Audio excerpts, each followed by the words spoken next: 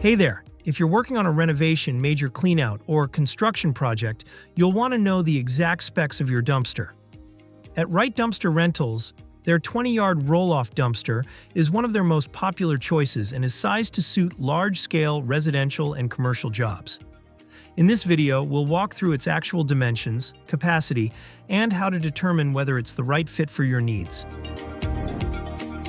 According to Wright Dumpster Rentals, their 20-yard dumpster measures 16 feet long, by 7 feet 6 inches wide, by 5 feet 6 inches high, and is rated to handle up to 8 pickup truckloads of debris, so a little larger in height and shorter in length compared to industry averages.